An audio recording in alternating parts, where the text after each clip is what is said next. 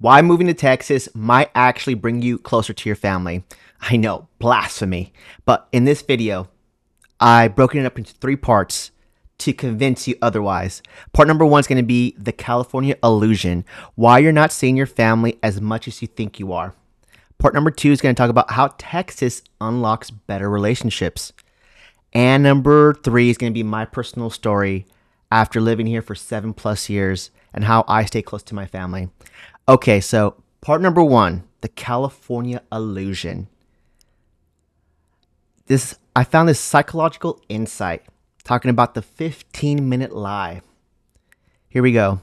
In California, you tell yourself, they're only 15 minutes away, but between traffic, work, and the kids' schedules, you might see them less than your Texas family sees you. Let that sink in for a second. I found some more proof on Reddit under the LA subreddit. My sister lives 8 miles away. We haven't met for coffee in 4 months because the 405 is a war zone. How many people can relate to that? Here's some more proof I found on Reddit. When I lived in Orange County, my mom was a 20-minute drive away. We saw each other maybe once a month. Now, we just plan weekend trips to Austin and actually talk more on FaceTime because we prioritize it. Here's a fun data point to really drive it home. If you're from any major city in California, then you probably have been in traffic. And there is a traffic tax, believe it or not. So my LA and San Francisco drivers, did you know that you spent 100+ more hours in any given year in traffic than most other states? That's a full 4 days of time you could have spent with your family when you add all that up. And lastly, the just knowing effect. A UCLA study found Angelenos with family within 10 miles saw them only 1 to 2 times a month. Same as long distance families who plan intentional visits. That's kind of eye-opening, isn't it? Part number two, how Texas unlocks better relationships. This one is so good. I was laughing when I read some of these. Okay, this one's going to be in 3 parts, okay? Part number one is transplant-friendly neighborhoods, where you'll fit right in. Parkside on the river in Georgetown. 60% are out-of-state buyers. They have weekly wine socials according to their HOA newsletter. Another community is called Santa Rita Ranch in Liberty Hill, Texas. They actually have a California club with potlucks. In Round Rock, Texas, there's a community called Salnero, and the Texans rate it. The HOA meetings are like a Bay Area diversity seminar, but with more cowboy boots. All right, number two, the lifestyle coordinator advantage. In Wolf Ranch in Georgetown, Texas, they have a full-time director of fun. That is the actual title. And this person's full-time job is just to put on events for the members of the community.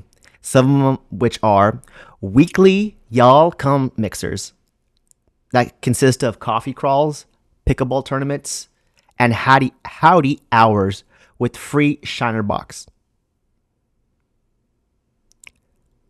Transplant-friendly clubs. They also have this club called the Golden State Exiles. It's a book club where you read Texas classics and you also sneak in Steinbeck. The No Traffic Choir. For Californians who still can't believe their commute is just 12 minutes. The No Traffic Choir for the Californians who still can't believe their commute is just 12 minutes. And the annual Not in California Anymore party.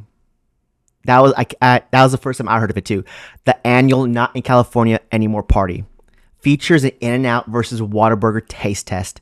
Spoiler alert, Whataburger wins by HOA decree. That's so funny. So here's a little snippet I found on Reddit. Wolf Ranch is where you see a Tesla and a tractor in the same driveway.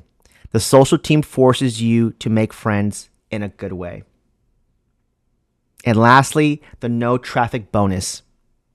In Austin, far means 30 minutes. In LA, it means see you in 2 hours plus if you're lucky.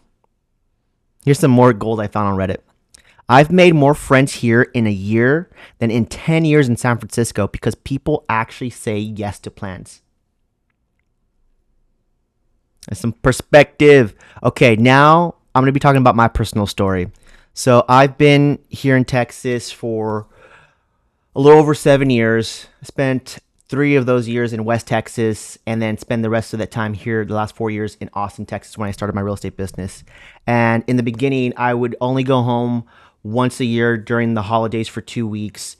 And those 2 weeks, every second just counted. We all felt that.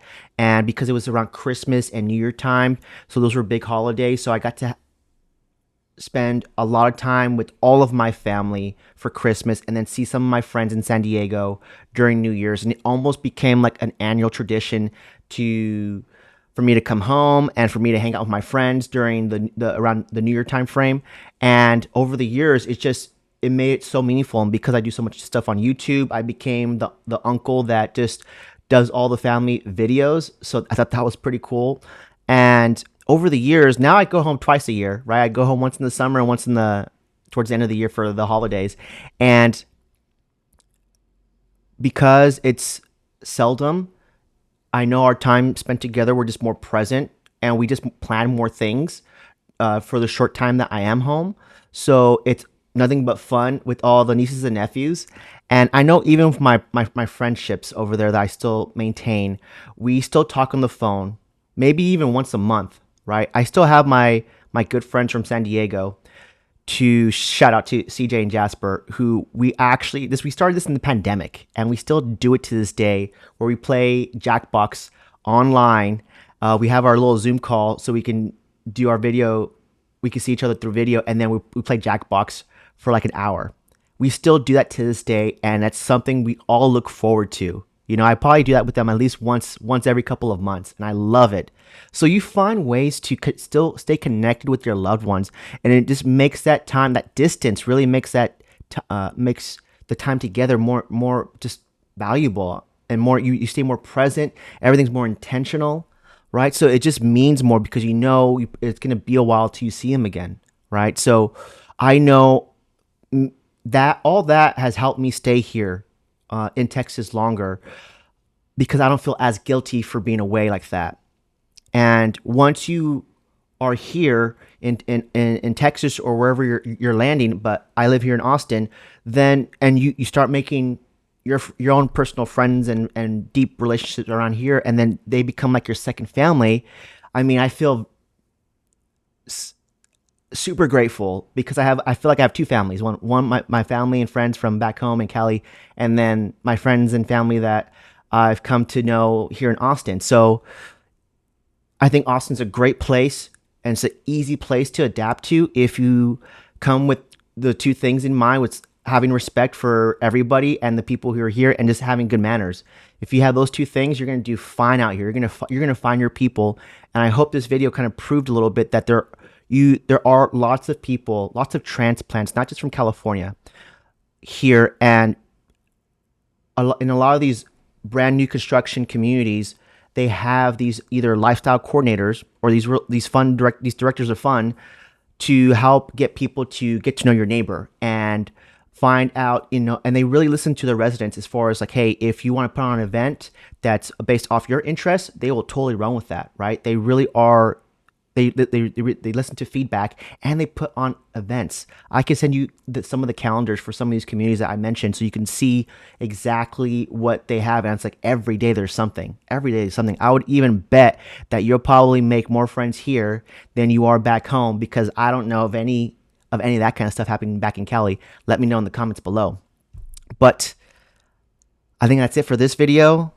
I hope that kind of gave you like a little bit better glimpse, because I know with the clients I help relocate to the Austin area, that's kind of a question that I get of, are you going to leave anytime soon, or what kept you here? Because they know my story.